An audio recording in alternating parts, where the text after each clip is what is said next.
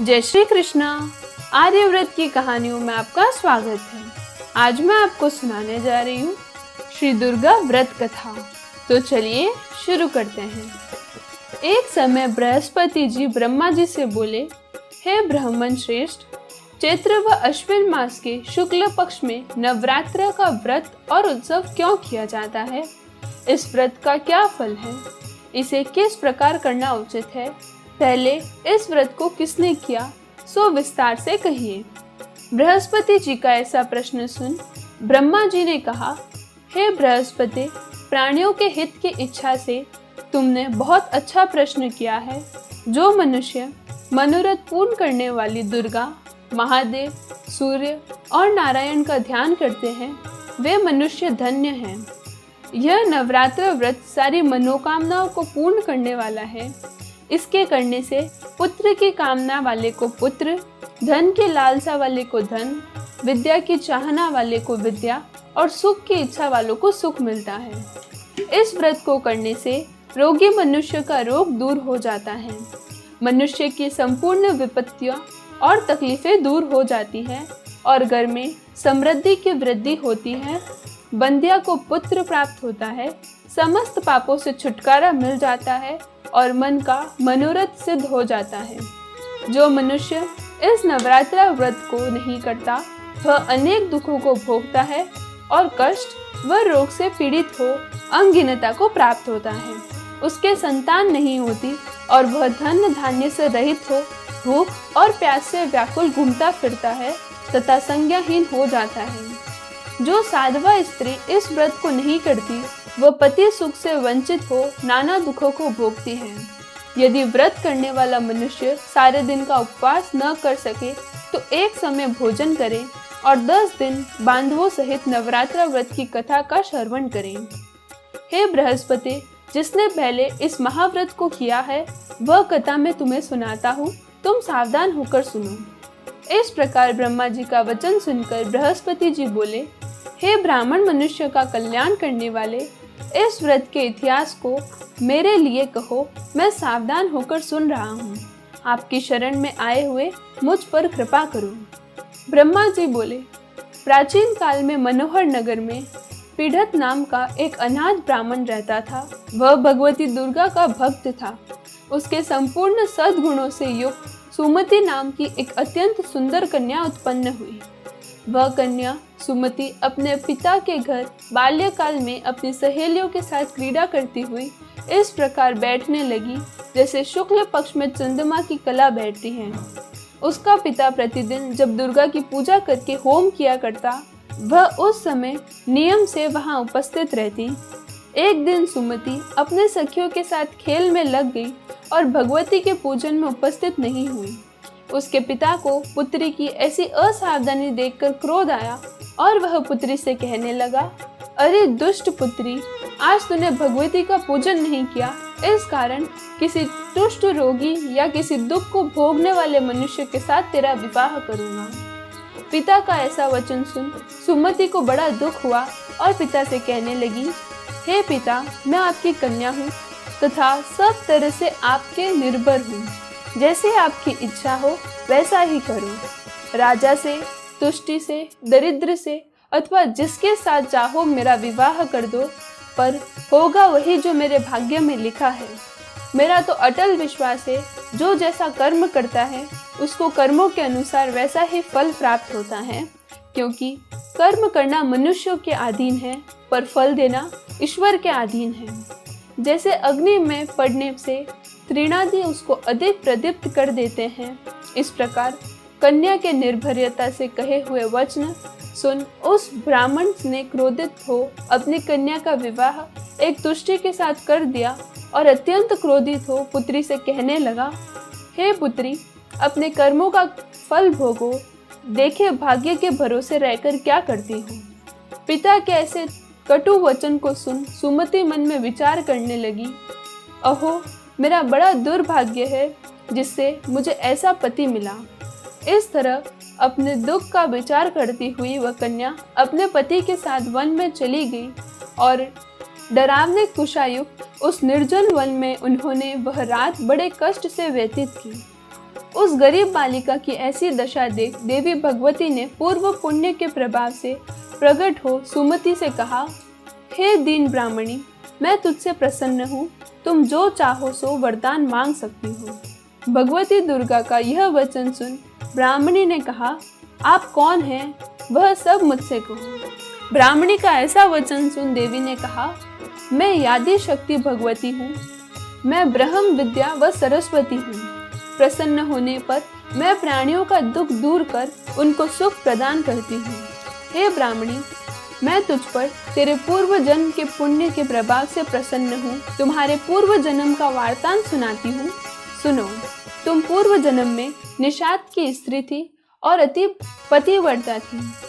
एक दिन तेरे पति निषाद ने चोरी की। चोरी करने के कारण तुम दोनों को सिपाहियों ने पकड़ लिया और ले जाकर जेल खाने में कैद कर दिया। उन लोगों ने तुझको और तेरे पति को भोजन भी नहीं दिया। इस प्रकार नवरात्रा के दिनों में तुमने न तो कुछ खाया और न ही जल पिया। इस प्रकार 9 दिन तक नवरात्रा का व्रत हो गया। हे ब्राह्मणी, उन दिनों में जो व्रत करता है, इस व्रत के प्रभाव से प्रसन्न होकर मैं तुझे मनोवांछित वर देती हूँ। तुम्हारी जो इच्छा हो सो मांगो। इस प्रकार दुर्गा के वचन सुन ब्राह्मणी बोली, अगर आप मुझ पर प्रसन्न है तो हे दुर्गे, मैं आपको प्रणाम करती हूँ।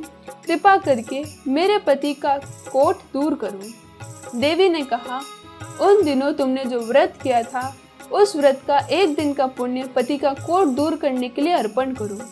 उस पुण्य के प्रभाव से तेरा पति कोट से मुक्त हो जाएगा। ब्रह्मा जी बोले, इस प्रकार देवी के वचन सुन वह ब्राह्मणी बहुत प्रसन्न हुई और पति का निरोग करने की इच्छा से जब उसने तथास्तु ऐसा वचन कहा, तब उसके पति का शरीर भगवती दुर्गा की कृपा से तुष्ट रोग से रहित हो अति कांतिवान हो गया। वह ब्राह्मणी पति के मनोहार देह को देख देवी की स्तुति करने लगी। हे दुर्गे, आप दुर्ग गति को दूर करने वाली, तीनों लोकों का संताप हरने वाली, समस्त दुखों को दूर करने वाली, रोगी मनुष्य को निरोग करने वाली, प्रसन्न हो मनोवांछित वर देने वाली और दुष्टों का नाश करने वाली जगत की माता हो।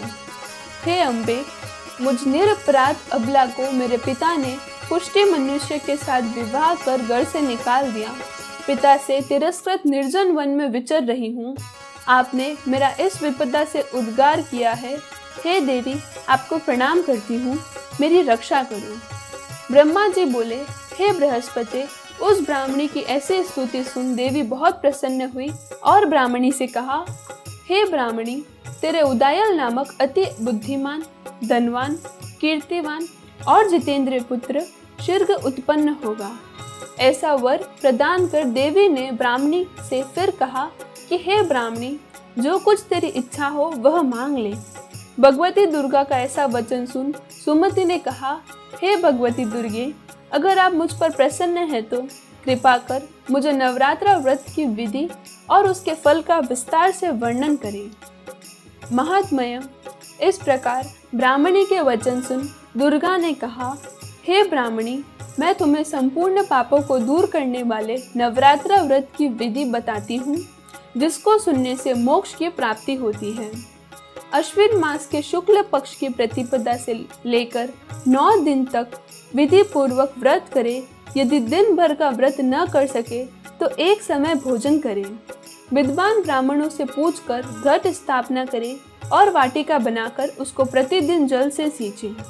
महाकाली, महालक्ष्मी और महासरस्वती देवी की मूर्तियां स्थापित कर उनकी नित्य विधि सहित पूजा करे और पुष्पों से विधि पूर्वक अर्घ्य दे। बिजोरा से फल से अर्घ्य देने से रूप की प्राप्ति होती है। जायफल से अर्घ्य देने से कीर्ति, दाख के अर्घ्य देने से कार्य की सिद्धि होती है।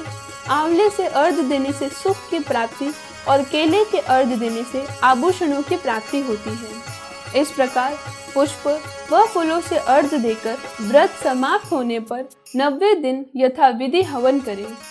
खांड, घी, गेहूं, शहद, जौ, तिल, बिल्व, नारियल, दाख और कदम्ब आदि से हवन करें। गेहूं से होम करने से लक्ष्मी की प्राप्ति होती है। खीर एवं चंपा के पुष्पों से धन की और बेल पत्तों से तेज व सुख की प्राप्ति होती है। आंवले से कीर्ति और केले से पुत्र की, कमल से राज सम्मान की और दाखों से संपदा की प्राप्ति होती है। खांड, घी, नारियल, शहद, जौ और तिल तथा फलों से होम करने से मनोवांछित वस्तु की प्राप्ति होती है। व्रत करने वाला मनुष्य इस विधि विधान से होम पर आचार्य को अत्यंत नम्रता के साथ प्रणाम करे और यज्ञ की सिद्धि के लिए उसे दक्षिणा दे। इस प्रकार बताई हुई विधि के अनुसार जो व्यक्ति व्रत करता है उसके सब मनोरथ सिद्ध होते हैं। इसमें तनिक भी संदेह नहीं। इन 9 दिनों में जो कुछ दान आदि दिया जाता है उसका करोड़ों गुना फल मिलता है। इस नवरात्र व्रत करने से अश्वमेघ यज्ञ का फल मिलता है। हे ब्राह्मणी, इस संपूर्ण कामनाओं को पूर्ण करने वाले उत्तम व्रत को तीर्थ, मंदिर अथवा घर में विधि के अनुसार करें। ब्रह्मा जी बोले, हे बृहस्पति, इस प्रकार ब्राह्मणी को व्रत की विधि और फल बताकर देवी अंतर ध्यान हो गई। जो मनुष्य या स्त्री व्रत को भक्ति पूर्वक करता है वह इस लोक में सुख प्राप्त कर अंत में दुर्लभ मोक्ष को प्राप्त होता है। हे बृहस्पति, यह इस दुर्लभ व्रत का महात्म्य है जो मैंने तुम्हें बताया। यह सुन बृहस्पति जी आनंद से प्रफुल्लित हो ब्रह्मा जी से कहने लगे कि हे ब्राह्मण, आपने मुझ पर अति कृपा की जो मुझे इस नवरात्रा व्रत का महत्व सुनाया। ब्रह्मा जी बोले, हे बृहस्पति, यह देवी भगवती शक्ति संपूर्ण लोगों का पालन करने वाली है। इस महादेवी के प्रभाव को कौन जान सकता है। बोलो देवी भगवती की जय। यदि आपको मेरी यह कथा पसंद आई हो तो वीडियो को लाइक करें और चैनल को सब्सक्राइब करें।